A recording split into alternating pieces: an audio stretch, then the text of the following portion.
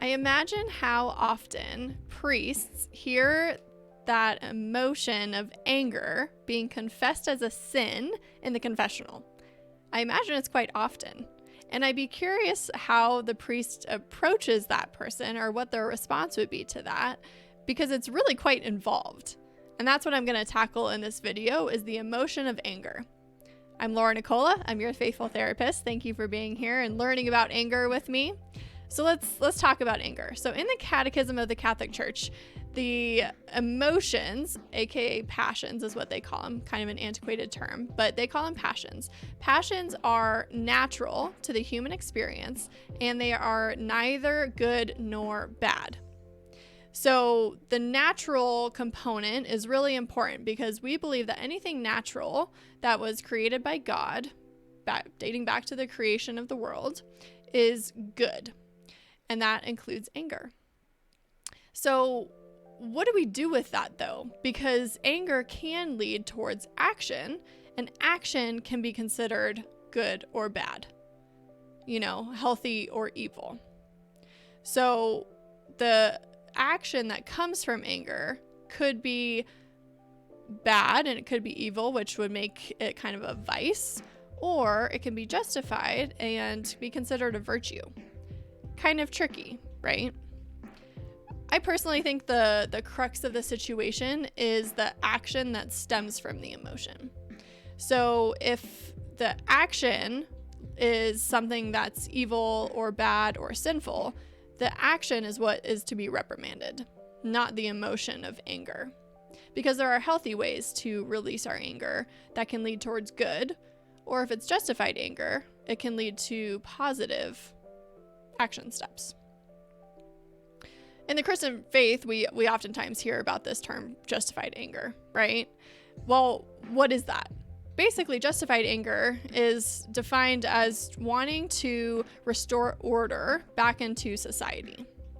So the famous story of Jesus turning over the money-changing tables in his father's temple was an example of justified anger, because there was something amiss and there needed to be order restored back into the temple area of what was good. So his anger led towards an action step that was appropriate because it was changing an injustice that Jesus perceived. So it's funny because Thomas Aquinas, explains that in instances where a person witnesses injustice but does not feel anger, the lack of anger is a sign that the judgment of reason is lacking. He's saying the absence of anger can be a vice if we're seeing an injustice and we're not angry about it. That's kind of an interesting take, isn't it? But then again, St. Jerome says that anger is the door by which all vices enter the soul. Okay, that's terrifying also, right?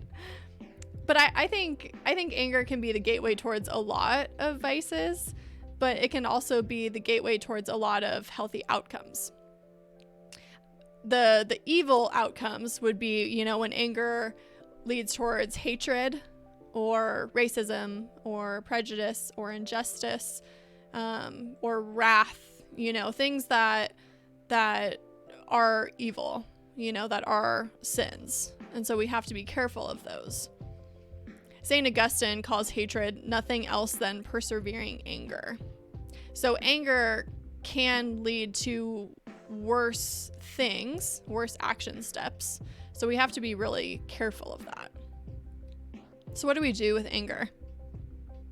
It's kind of hard to know. Well, how do we cipher through, what is justified, what is not, what's sin, what's not? And so, when I'm in a therapy session with somebody and they're talking about anger, usually I try to explore kind of the root of that.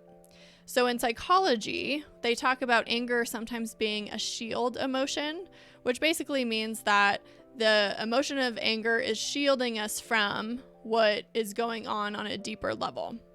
So exploring primary emotions, would be helpful in that instance. A primary emotion could be something more natural based, like hurt or loneliness or sadness or abandonment or some levels of anxiety or fear, things like that. So if we explore one of those emotions and we get to the root of a deeper emotion, and anger is kind of that shield emotion, that thing that we see, right? Because it's easier to tell when somebody's angry because of their actions or their face or their, vocal level, but it's harder to see if somebody is feeling hurt. So if there's, again, something kind of underneath the anger, that's a really, really good place to start. And then usually if you would address that kind of underlying emotion, the anger actually can tend to dissipate, which is beautiful. Now, if anger is the present real emotion, then it helps to explore the action that's coming from that. So one, to make sure that the action is being handled in a healthy way and not self-detrimental or violent or hurtful to anybody else, but also to make sure that it's not leading towards like an unfortunate sin. So if we find coping skills and action steps that can be taken for justified anger, that can actually lead us towards beautiful things such as zeal or meekness or humility or forgiveness. These things that, are working on handling the anger, but not leading us down a path of sin. So bottom line, in my opinion, anger is not inherently good or bad, and we are allowed to feel angry. It's important to feel what we feel. So if we are feeling anger, it's important to say and acknowledge, okay, this is what I'm feeling. And then kind of seek out the underlying causes of that, but also then to make sure that the behaviors that are resulting from that are good and healthy and being coped with well, and not leading us down a path of kind of compounding into other negative behaviors or leading us to sin. So it's hard to decipher which is what, right? So I definitely suggest counseling. I definitely suggest spiritual direction to make sure that we're not just kind of making up in our own minds, oh, this is justified anger, so I'm going to go do something bad. Of course not, right? So seek out that kind of guidance if you need it. I'm also I'll put a link to, some of the places where I got a lot of the quotes and content for this video, so you can kind of look at it more in depth. A lot of it comes from a writing by St. Alphonsus, who's brilliant and super helpful. So I'll put that in the comments below, but please leave me comments. I want to know what you think about anger. I want to know how you cope with it and deal with it and make sure that it's not turning into sin or something worse. So leave me comments.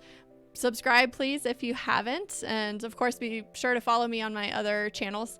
I'm on Instagram, I'm on Facebook. So stay tuned for more videos. And I hope this little information helps you if you feel angry. Okay, many blessings.